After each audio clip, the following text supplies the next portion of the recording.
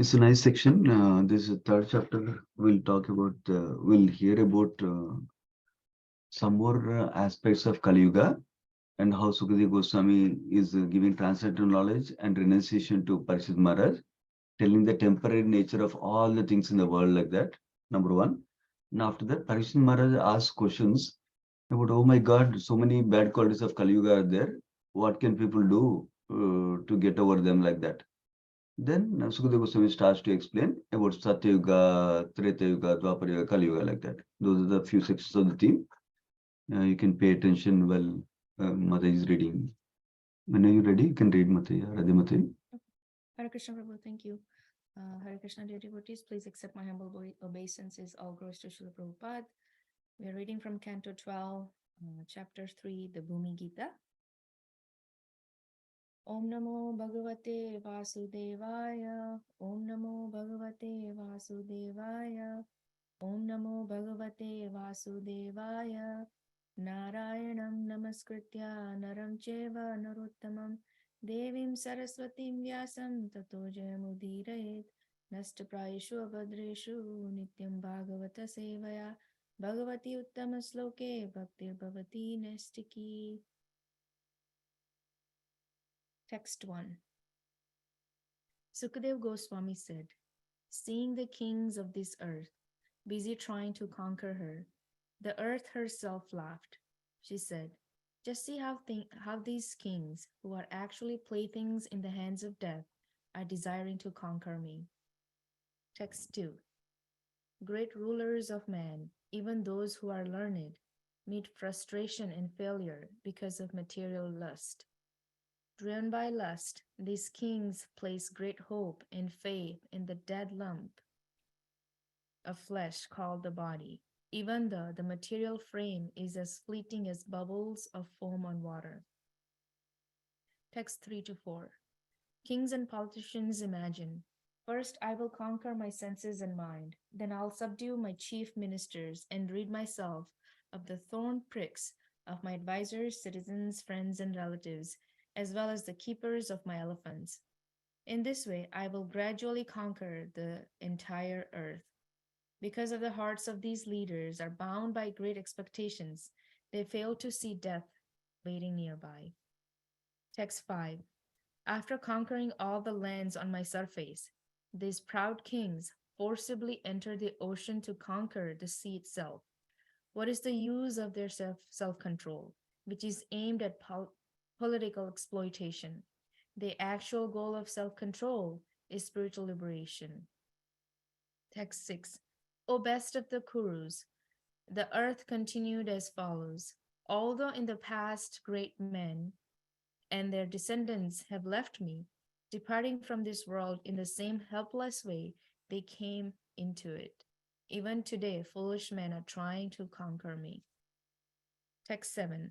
For the sake of conquering me, materialistic persons fight one another. Fathers oppose their sons, and brothers fight one another, because their hearts are bound to possessing political power. Text 8. Political leaders challenge one another. All this land is mine. It is not yours, you fool. Thus they attack one another and die. Text 9 to 13.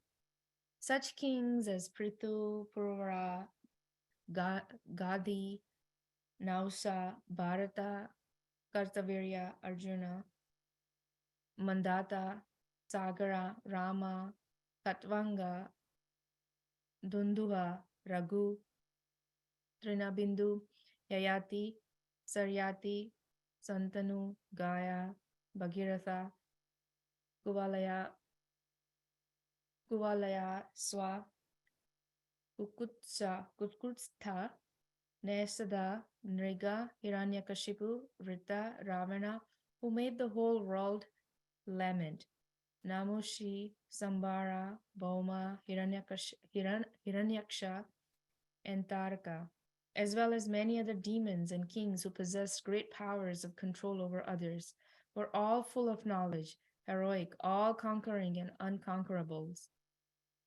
Nevertheless, O Almighty Lord, although they lived their lives intensely trying to possess me, These kings were subject to the passage of time, which reduced them all to mere historical accounts.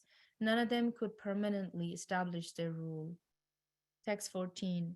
Sukadeva Goswami said, O mighty Parikshit, I have related to you the narrations of all these great kings who spread their fame throughout the world and then departed.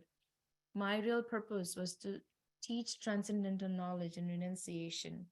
Stories of kings and lend power and opulence to these narrations, but do not in themselves constitute the ultimate aspect of knowledge. Text 15.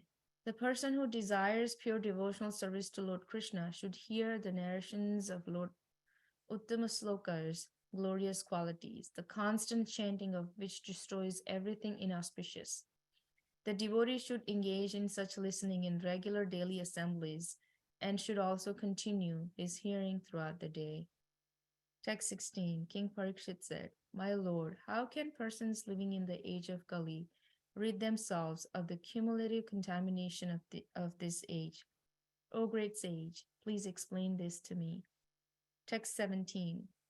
Please explain the different ages of universal history, the special qualities of each age, the duration of cosmic maintenance and destruction, and the movement of time, which is the direct representation of the Supreme Soul, the personality of Godhead, Lord Vishnu. Text 18. Sukadeva Goswami said, My dear king, in the beginning, during Satya Yuga, the age of truth, religion is present with all four of its legs intact and is carefully maintained by the people of that age. These four legs of powerful religion are truthfulness, mercy, austerity, and charity. Text 19. The people of Satyuga are for the most part self-satisfied, merciful, friendly to all, peaceful, sober, and tolerant.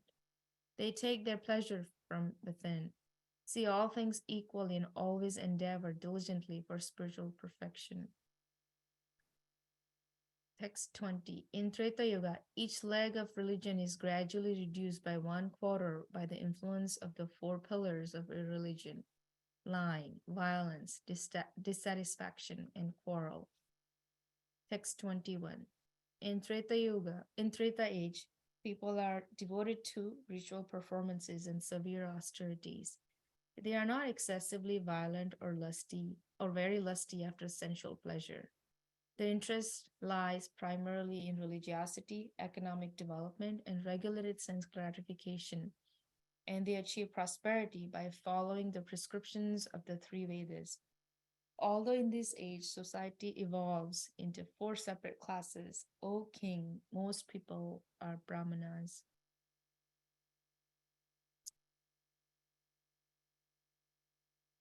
Text 22. In Dwapar Yuga, the religious qualities of austerity, truth, mercy, and charity are reduced to one half by their irreligious counterparts: dissatisfaction, untruth, violence, and enmity. Text 23. In Dwapar age, people are interested in glory and very noble. They devote themselves to the study of the Vedas, possesses great opulence, support large families, and enjoy life with vigor. Of the four classes, the Kshatriyas and Brahmanas are most numerous. Text 24. In the age of Kali, only 1/4 of the religious principles remains. That last remnant will continuously be decreased by the ever increasing principles of irreligion and will finally be destroyed. Text 25. In the Kali age, people tend to be greedy, ill behaved, and merciless, and they fight one another without good reason. Unfortunate and obsessed with material desires. The people of Kali Yuga are almost all Shudras and barbarians. Text 26. The material modes, goodness, passion, and ignorance, whose permutations are observed within a person's mind, are set into motion by the power of time. Thank you, Prabhu Hare Krishna. Yeah, thank you so much, Mataji. Hare Krishna. So it's a nice section, important section. This is some of the this chapter will lead to the glories of the holy name, especially in the Kali Yuga, which we normally hear in the first few classes of Krishna consciousness itself. We'll hear how holy name is the most powerful thing in Kali Yuga, like that. That's where this chapter is leading to. So, as I initially indicated, there are two main sections, three main sections for today's reading we had. One was describing further about the Kali Yuga influence on the kings and the fate of those kings, and hence um, telling us Sukadeva Goswami is encouraging Parishit Maharaj about renunciation and transcendental knowledge. That is one thing, how the temporary nature of things. And then after that, we'll hear about Parishit Maharaj asking further questions. How do we get rid of this Kali's influence? And then he also wants to know about the previous ages, Satya, Treta, Dwapara, and Kali Yuga, like that. So then Sukadeva Goswami starts to speak about each of the ages, like we heard just now. Yeah.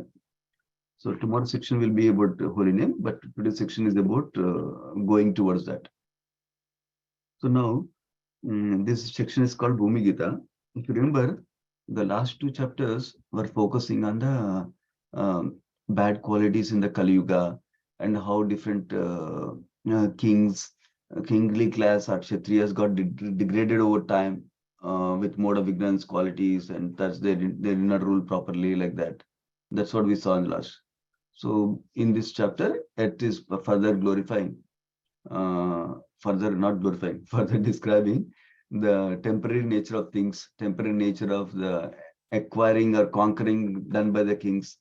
They cannot keep anything for them. They will go back to go out of this world, wherever their destination is, even though they are trying to conquer everything, like that. That is an overall theme for the first set of verses, about 13 verses, like that. So going to the first verse is Sukadeva Goswami is describing, seeing the kings of earth busy trying to conquer her, the earth herself laughed. So earth is saying, Bhumi Devi is saying, uh, just see how these kings were actually playthings in the hands of death, are desiring to conquer me. So they have the desire to conquer this. They are to get more and more land, like that, more and more control, more and more power. So one of the common theme we'll see is desire for more power. That is a common theme we'll see in several verses. Now text 2 is Bhumi is saying, great rulers of men, even people who are learned also, meet frustration and failure because of material lust. What is lust? Lust is strong desires. Here specifically is talking about the opposite gender also in this particular verse, attraction for opposite gender. Now text 3 and 4, she says how kings and politicians think. They they want to first conquer their senses and mind. Why? Because they want to be disciplined in getting what they want, material desires also fulfilled, like that. And then they'll subdue, then they say, I want to subdue my chief ministers and all the people who are opposing my conquering, I'll get rid of them. And then I'll gradually conquer the entire earth, like that kings are thinking. Then Bhumi, this Sukadeva Goswami says, because the hearts of these leaders are bound by great expectations, they fail to see death waiting nearby. This is an important principle for us. Basically, by overcoming by greed for power, they want to get more and more power, like that. They're consumed by that single focus. And because of single focus of getting consumed in that one direction, they lost track that, oh, my lifetime is going away. So what is next after this lifetime? They're losing the purpose of human life itself. That is the point being shared here. So we should be careful not to get distracted with some material thing that we want to get, either more power, more money, more beauty, whatever material, some material opulence. We can, if you get distracted, then we'll get swept away. All our time, energy, and the enthusiasm will go for that. Even though our mind will propose many times, oh, let me get this nicely, then I'll do Krishna consciousness, like that. So that's a trap we need to be watchful for as practicing devotees, because mind is so tricky. It will say, okay, this 1 year I will take care of this and come back. This 1 month I'll take care of this and come back, like that. No, our spiritual practices should go on no matter what. So that's the idea. Now going to text 5. After conquering all the land on my surface, let us say they try to conquer all the land, then there is not enough for them because greed is there. They forcibly enter the ocean to conquer the sea itself. What is the use of their sense control, self control, which is aimed at political exploitation? The actual goal of self control is spiritual liberation. Instead of using a lot of control and discipline and trying to achieve material things more like that with greed, use that for spiritual elevation. That is the point being made by Bhumi Devi here. Now going to the next verse, text 6. It is continuing. Although in the past, great men and their descendants have left me, departed from this world in the same helpless way that they came into it. That means they came with nothing and they went with nothing. That's a common thing we hear. That's what Yati is saying. Even though so many people are gone like that in the past, people are seeing that they cannot take anything with them, they're still going empty handed. But still, even today, foolish men are trying to conquer me. That means they're still trying to get more and more land, more and more homes, like that is described. So now next verse, text 7, that is describing the foolish nature. Now another aspect is next text 7 says, for the sake of conquering me, materialistic persons fight one another. So remember the desire to conquer, desire to get power like that.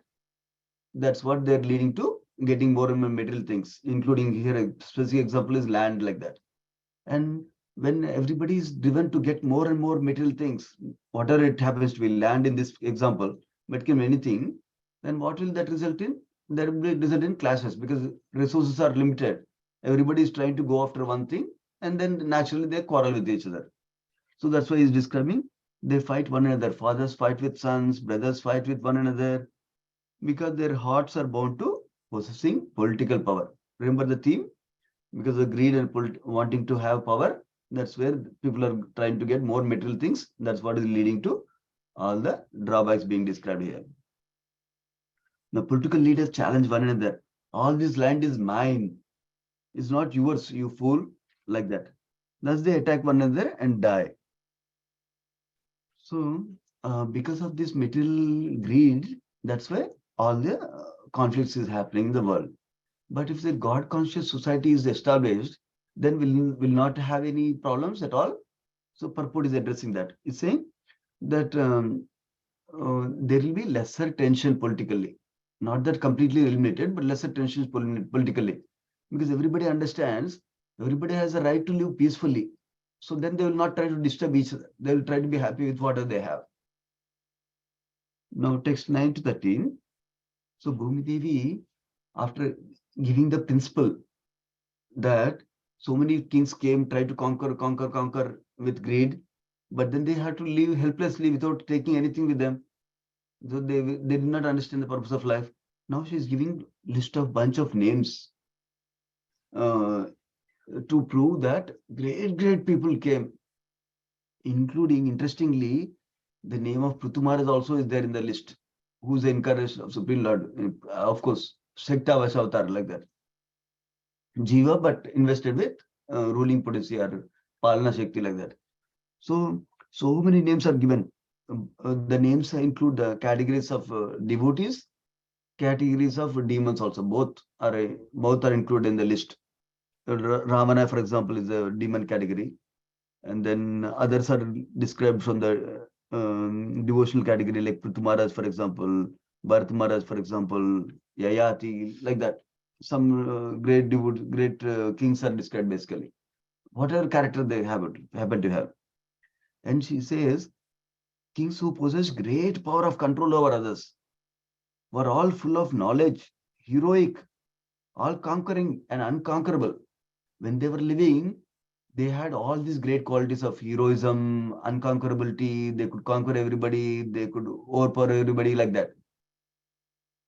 But however, although they lived their lives intensely trying to possess me means possess yet.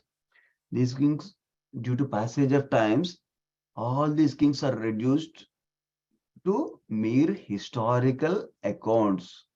That means only some names in the history. Some people, some of these names will hear more, some of them people talk about it. That's all. But they didn't get anything more than that, like that is describing. None of them could permanently establish their role. They wanted to establish their role. They wanted to have the permanently earth for them, but they could not have it. That's the point earth is making. That means this is highlighting the temporary nature of this world. The purport clarifies even Puthu Maharaj, even though he's the incarnation of Supreme Lord, even though he ruled very nicely, even though he's taking care of on behalf of Krishna, but still he had to leave.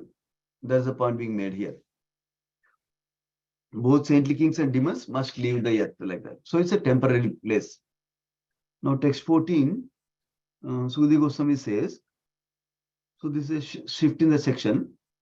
Uh, Sukadeva Goswami is describing why he told all these things about kings deteriorating, kings are temporary like that.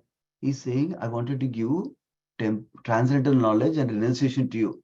That's the main purpose, not to tell about this greatness of kings, not to tell about the names of the kings like that he's saying.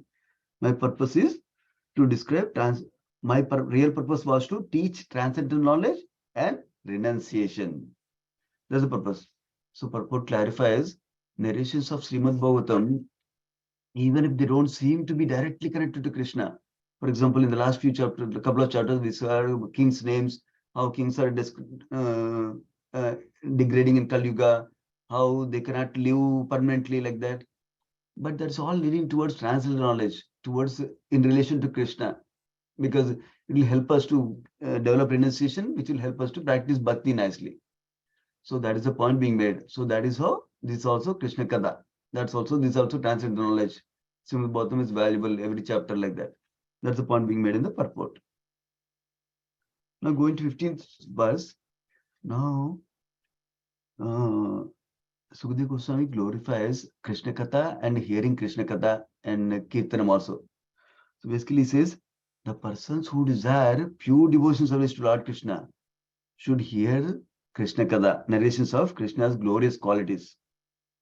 The constant chanting of the Krishna Katha will destroy everything inauspicious, he says. So basically, Shravanam Kirtanam is glorifying, hearing and chanting. The devotees should engage in such listening in regular daily assemblies. So we should have a regulated practice of hearing daily in assembly of devotees. And should also continue his hearing throughout the day also. Not just I heard and done. Not just I chanted, I'm done. Like that. Try to do it as much as possible during the day like that. So that's how Sukadeva Goswami is concluding this section saying that he wanted to give the renunciation transcendental knowledge. He is glorifying Krishna Katha. Alright. Now Parikshit Maharaj shifts the section to next section.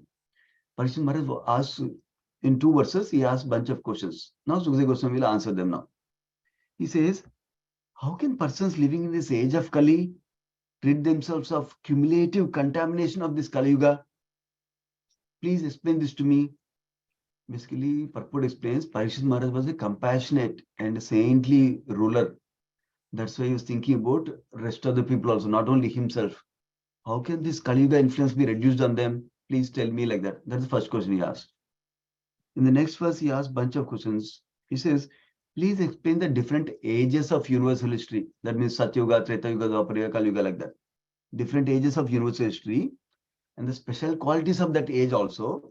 Number one, tell about the ages, what are the qualities of each ages, and the duration of cosmic maintenance and destruction, and the movement of time, which is the direct representation of Supreme Lord, like that.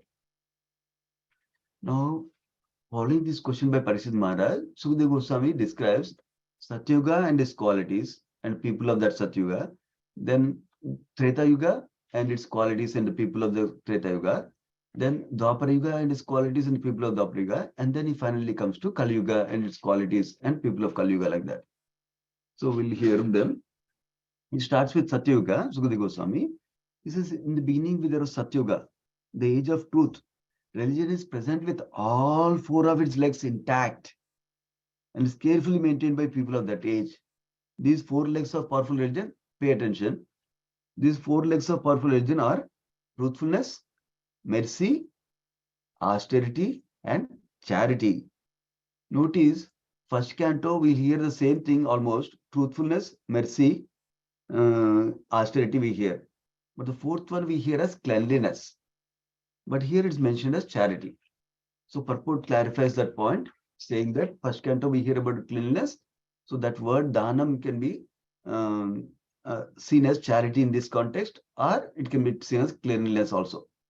So like that. Basically, in the later verses also you see cleanliness and charity are together combined for the fourth pillar of religion like that. There is one thing you can notice. So now, mm, what is the actual charity? Purport is wonderful because it describes what is the actual charity. What is actual charity is not giving some material benefit to somebody else.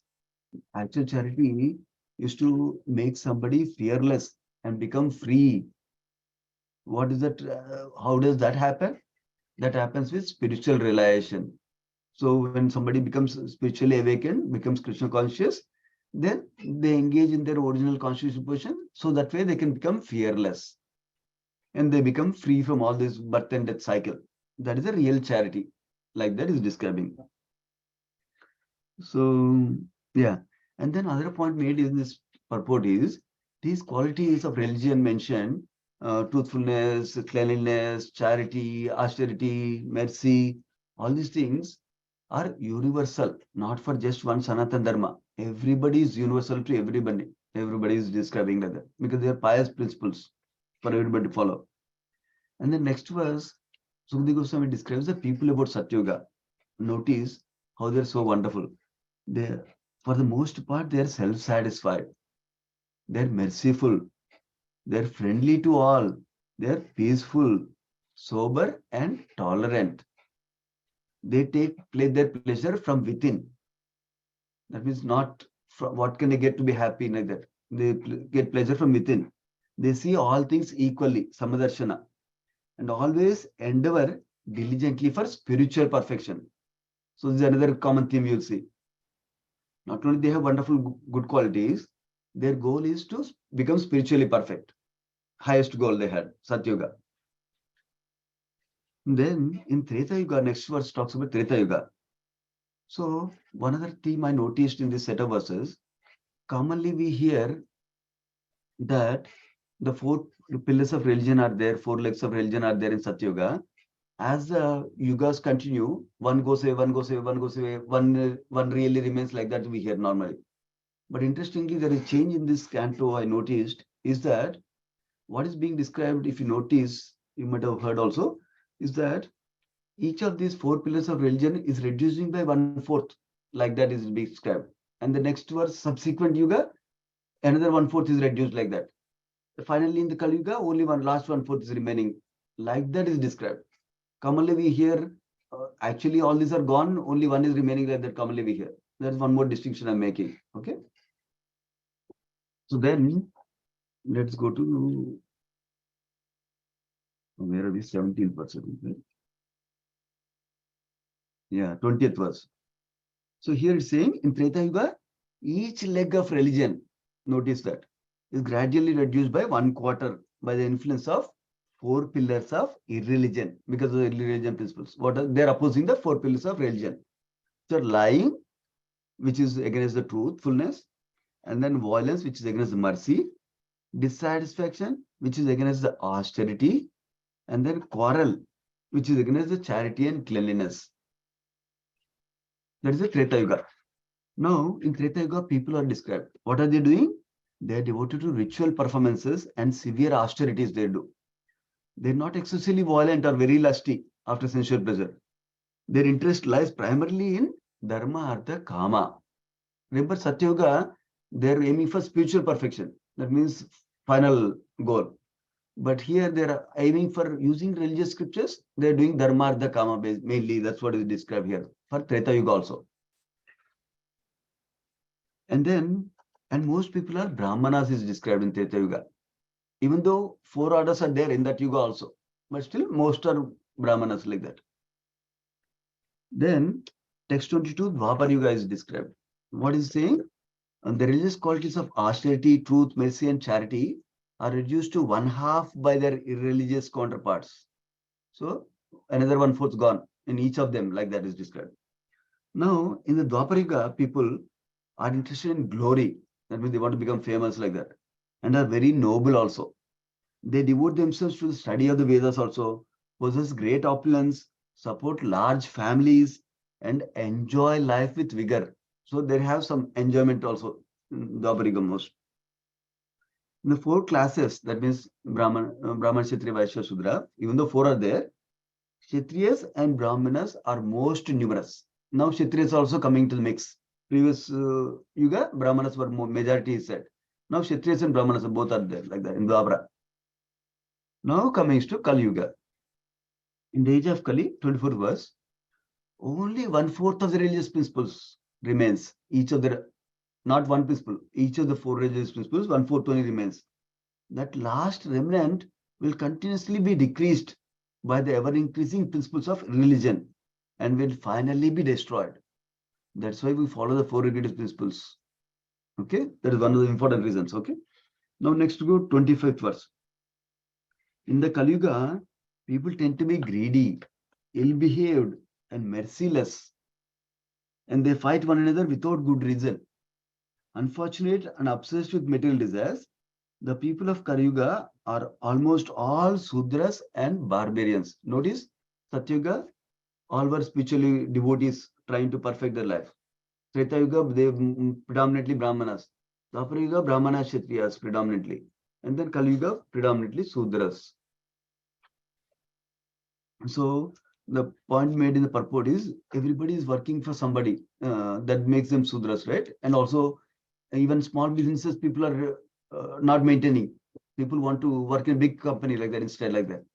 So that's how they're all becoming Sudras like that. Purport is indicating. 26 words need more explanation. So we'll continue 26 verse from tomorrow. Srimad Bhagavatam ki jai, Sri Prabhupada ki jai. Let's offer obeisance to all the devotees of the Lord. Vanchakalpatarubhescha Kupasindhu Bhevacha Paditanam Pavanebhyo Vaishnavebhyo Namo Namaha. Thank you, devotees. Hare Krishna. Hare Krishna Prabhuji.